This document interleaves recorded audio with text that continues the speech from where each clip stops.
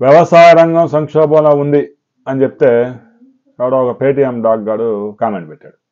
నేను వెంటనే చెప్పా, వ్యవసాయ రంగం సంక్షోభంలో ఉంది అని ఇప్పుడు ప్రత్యేకంగా నేను కనిపెట్టింది కాదురా. 1989-90 నుంచే వ్యవసాయ రంగం సంక్షోభంలోకి జారిపోయింది. దాదాపు 35 సంవత్సరాల నుంచి పరిస్థితులు దారుణంగా ఉన్నాయని చెప్పా. అయినా కూడా ఆ పేటీఎం డాగ్ కూడా కామెంట్ పెట్టిన దాకా వాడికి ఆ ఏళ్ళు నెబ్బట్టి ఉంటుంది. సరే, ఆ బొకడా గాడి గురించి మనకెందుకు. 1940లో భారత ప్రభుత్వం బడ్జెట్లో వ్యవసాయ రంగం నుంచి వచ్చే ఆదాయమే 92% ఉండేది. ఇక అది అక్కడి నుంచి మొదలయ్యి వ్యవసాయ రంగం జీడిపి వాటా తగ్గిపోతూ పోతూ పోతూ పోతూ వచ్చి 2024 నాటికి జీడిపిలో వ్యవసాయ రంగం వాటా కేవలం 12% పడిపోయింది.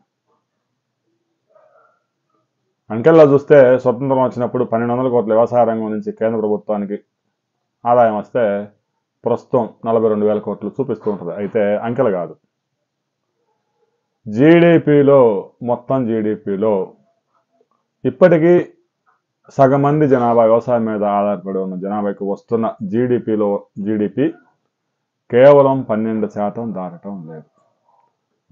అంటే మొత్తం జనాభాలో సగం మంది 10% ఆదాయం కూడా గట్టిగా సంపాదించలేకపోతా ఉన్నారు. మరి వ్యవసాయ రంగం సంక్షోభం కాక మరేముంటుంది? ఒక్క రైతు కుటుంబ ఆదాయం, ఒక వ్యక్తి ఆదాయం కాదు, ఒక రైతు కుటుంబ ఆదాయం కనుక మనం పరిశీలిస్తే సంచలన విషయాలు వెలుగులోకి వచ్చాయి. ఈ మధ్యకాలంలో జరిగిన సర్వేనే. ఆంధ్రప్రదేశ్లో ఒక రైతు కుటుంబం నెలవారీ ఆదాయం 10,480 రూపాయలు. గతంలో ఏటీఎం దగ్గర సెక్యూరిటీ గార్డులు ఉండేవారు, ప్రస్తుతం అయితే కనపడటం లేదు. ఆ సెక్యూరిటీ గార్డు కూడా 18,000 జీతం ఇవ్వాల్సిందే నెలకి ఒకరికి. కానీ వ్యవసాయ రంగంలో కుటుంబం మొత్తానికి వస్తున్న ఆదాయం సగటున ఎంత అంటే 10,480 ఆంధ్రప్రదేశ్లో. అరుణాచల్ ప్రదేశ్లో గరిష్టంగా దేశంలోనే 9,225 రూపాయలు. అరుణాచల్ ప్రదేశ్లో పరిస్థితి మెరుగ్గా ఉంది.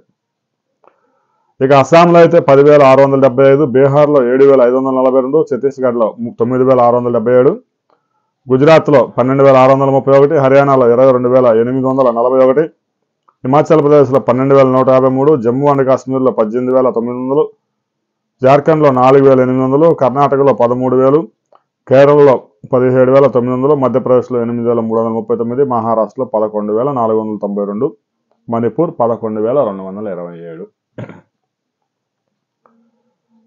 ఎక్కడా కూడా ఏ రైతు కుటుంబం కూడా పట్టుమని నెలకు 25,000 సంపాదిస్తున్న దాఖలాలు లేవు. రైతు సంవత్సరం అంతా కష్టపడితే వచ్చే పంట ఉత్పత్తి అమ్మితే వచ్చేదే 1,50,000 నుంచి 2 లక్షలు. ఒక 5 ఎకరాలు సాగు చేస్తారు రైతుకి. మరి అవి సగటున నెలకు చూస్తే 10,000 మించట్లా. ఆ 10,000లో పెట్టుబడులు, రైతు పంటకు పెట్టుబడులు పోవాలా? అందులో మిగులు ఎంత ఉంటుంది? రైతు కుటుంబం ఎలా నడిచిద్ది అనే విషయాలను కూడా మనం ఒకసారి ఆలోచించుకోవాలి. వ్యవసాయ రంగంలో రైతుల ఆదాయం కనుక పెరగకపోతే, ఇప్పుడున్న రైతులైతే ఎలాగో వారి జీవితాన్ని ఆ వ్యవసాయ రంగంలోనే ముగించుకుంటారు. వారి పిల్లలు మాత్రం వ్యవసాయ రంగంలో తీసుకురారు. కనీసం కూలి పనులు కానీ పంపిస్తారు, కానీ వ్యవసాయ రంగంలోకి మాత్రం తీసుకురారు. రాబోయే కొద్ది రోజుల్లో వ్యవసాయ రంగం మీద పార్లమెంటరీ కమిటీ ఇచ్చిన రిపోర్ట్ని కేంద్రం ఆమోదిస్తుందా లేదా అనే విషయం మీద మరిన్ని వివరాలతో మరో వీడియోలో తెలుసుకుందాం. వ్యవసాయ రంగం సంక్షోభం గురించి, వ్యవసాయ రంగంలో కేంద్ర రాష్ట్ర ప్రభుత్వాలు చేస్తున్న అరాచకాల మీద మరిన్ని వీడియోలతో కలుసుకుందాం. వీడియో నచ్చితే లైక్ చేయండి, షేర్ చేయండి, సబ్స్క్రైబ్ చేసుకుందాం.